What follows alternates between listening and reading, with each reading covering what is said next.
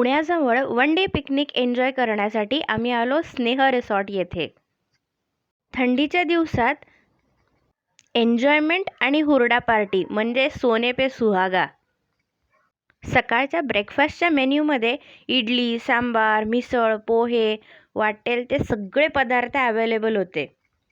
पोटभर नाश्ता करून आम्ही वळालो स्नेह प्लॅनेट येथे. इथे भरपूर सेल्फीज काढण्यासारखे मस्तपैकी लोकेशन्स आहेत. या लोकेशन्समध्ये मस्तपैकी फोटोग्राफी केल्यानंतर आपल्याला मनोरंजक देखावेही बघायला मिळतात.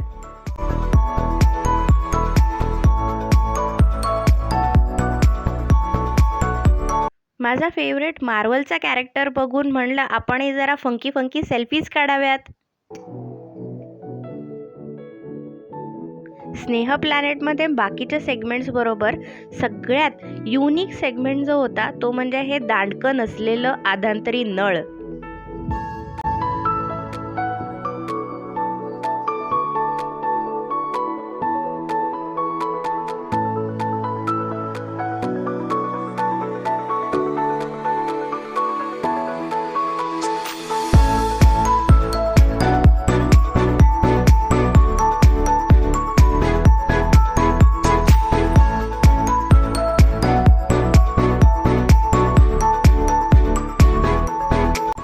बजरंगबलीच्या शेजारी ध्यानस्थ मुद्रेत बसणे असू देत किंवा सिंहोबाच्या तोंडाच्या समोर चक्क उभे राहणे असू देत, आम्ही प्रत्येक मोमेंट मनापासून एन्जॉय केला.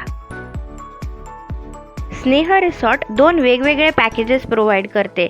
एक म्हणजे डिलाईट पॅकेज आणि दुसरं म्हणजे रिलॅक्स पॅकेज.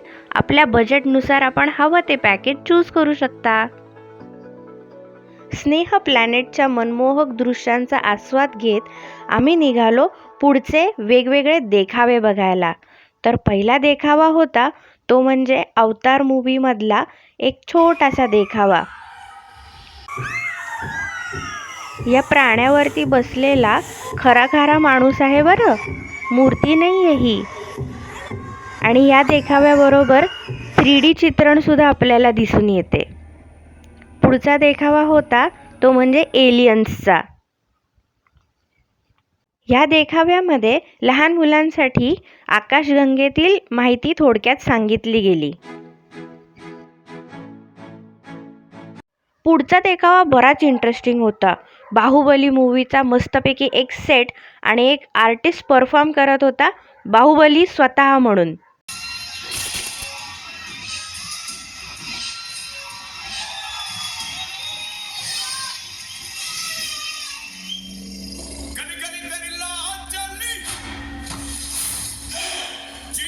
त्यानंतर कौन बनेगा करोडपतीची गेम एन्जॉय केली आणि आम्ही निघालो नेक्स्ट 3D आर्ट स्टुडिओमध्ये.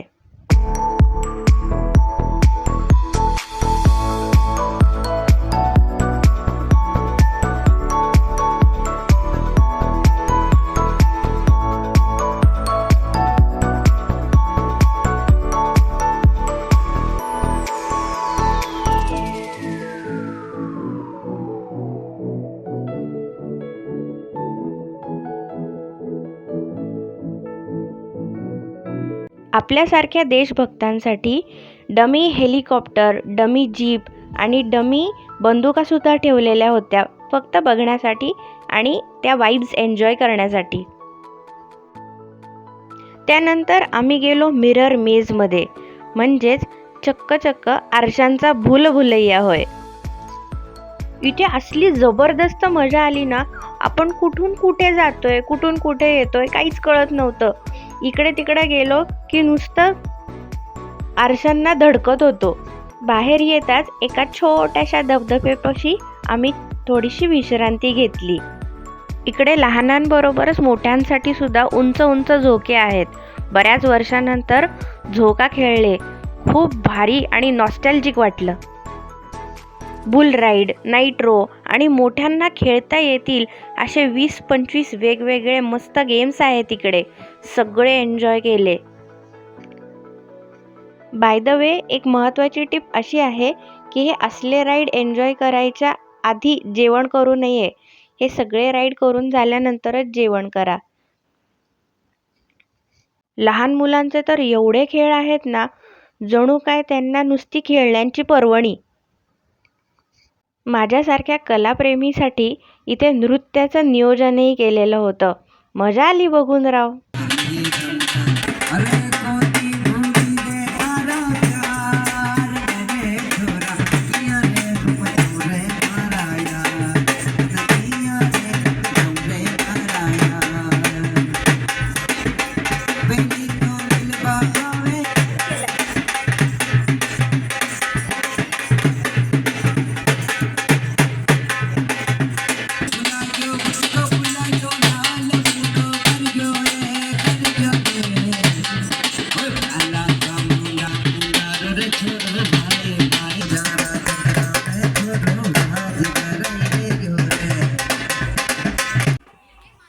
पपेट शो पाहण्याचा अनुभव खूपच अद्भुत आणि आनंददायी होता. रंगबिरंगी कठपुतल्यांच्या सजीव हालचाली आणि त्यांच्या आकर्षक अभिनयाने मी मंत्रमुग्ध झाले. त्यांची बारकाईने केलेली सुसंगत कथा सांगण्याची पद्धत हे सर्व अप्रतिम होते. प्रत्येक पपेटच्या हालचालींमध्ये एक विलक्षण कला होती, जी मी पाहतच राहिले. हा अनुभव खरंच अविस्मरणीय होता.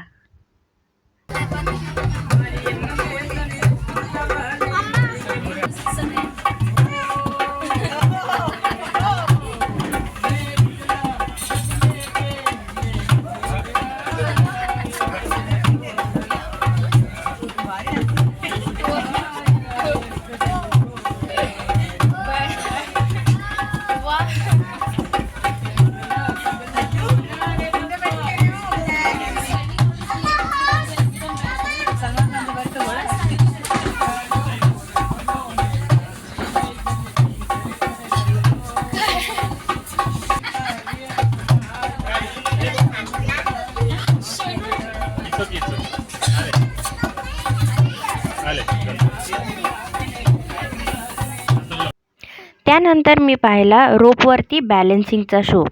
रोप बॅलन्स करण्याचा शो पाहून मी खूपच आश्चर्यचकित आणि मोहित झाले. जो कलाकार एक लांब बांबूच्या स्टिकच्या सहाय्याने रोपवर चालत होता, तो त्याचा संतुलन राखण्याचा असामान्य कौशल्य दाखवत होता. त्याच्या प्रत्येक पावलात एक अद्भुत धैर्याची आणि चपळतेची भावना दिसत होती. रोपवर चालताना त्याच्याकडे एक लांब बांबू स्टिक होती, ज्याच्या मदतीने तो आपले संतुलन राखत होता. त्याचे रोपवरती चालणे इतके सहज आणि सुंदर होते की मी प्रत्येक क्षणात थांबून पाहत होते. त्याच्या धाडसाने आणि समर्पणाने मला खूप प्रेरणा मिळाली. हा अनुभव खूपच रोमांचक आणि अविस्मरणीय होता.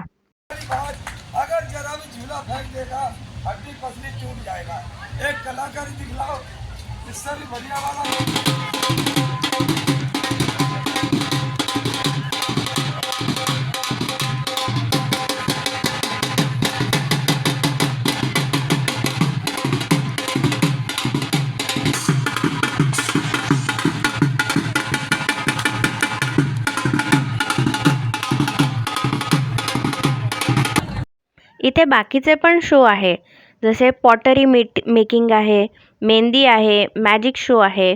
फक्त एक सजेशन आहे की हे सगळं करताना तुम्ही शक्यतो वीकडेजमध्ये जावा, कारण सॅटर्डे संडेला भयानक गर्दी असते आणि आपला नंबर कधी लागेल काही सांगता येत नाही. सगळ्यात शेवटचा सेगमेंट आम्ही रेन डान्स एन्जॉय केला. मस्तपैकी पाण्यामध्ये एन्जॉय करत आमची ही ट्रिप कशी संपली आम्हालाच कळलं नाही.